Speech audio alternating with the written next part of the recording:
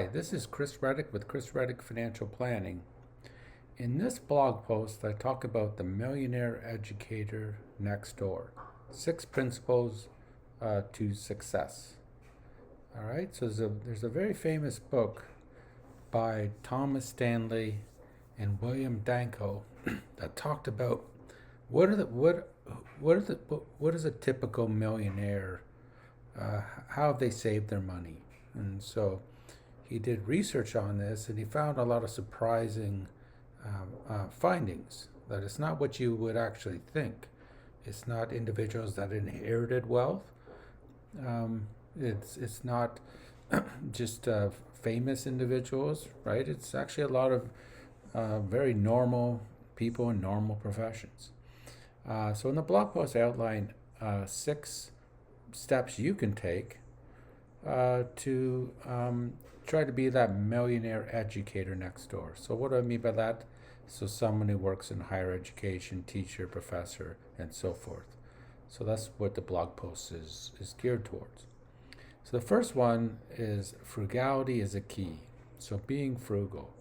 So the research for the Millionaire Next Door shows that living below your means, avoiding unnecessary expenses, and saving a significant portion of your income can enable you to achieve this dream of being a millionaire, right? So that's the first thing they found in the research, being frugal. Okay. The second is prioritize education and continuous learning. So the millionaires that they surveyed, what they did was they educated themselves. So they tried to understand investments, taxes, financial planning, and they really immerse themselves in it rather than just depend upon someone else. So that's number 2, is educate and continuously learn. The third is they invested wisely and they diversify. So what does this mean? They have a diversified portfolio of investments. They look at their risk tolerance or goals. They utilize retirement accounts like 403b, 401k, and they saved a significant portion of their income towards retirement. Okay, so they did that. So they just invested in like the next big fad. They invested wisely in diversified portfolio. So a financial advisor can help you with that. The fourth is focus on earning and saving, right? You need to try to earn more and save more. So what does it mean? Try to get promotions at work, right? So try to build up your income. The more income you have, the more you can save. But it's not just having high income that created these millionaires. It's that you were able to save a significant portion of your income. So that's the big thing. It's earning and saving. That's number 4.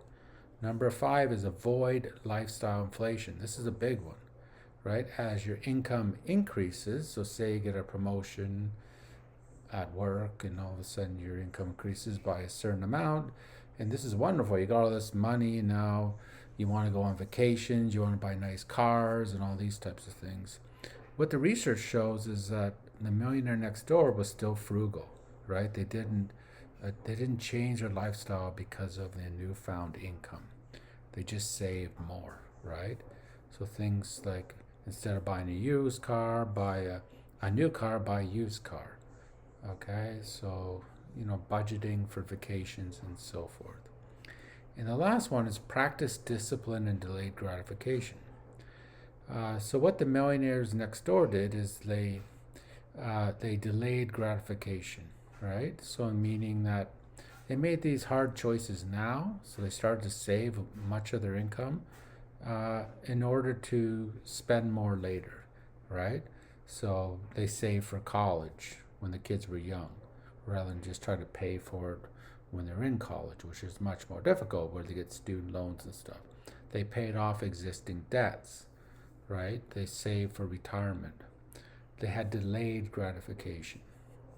Okay, so I suggest you read The Millionaire Next Door. It's a great book and it teaches us all about how to be financially successful, being frugal, prioritizing education, investing wisely, focus on earnings and savings, and avoiding lifestyle creep.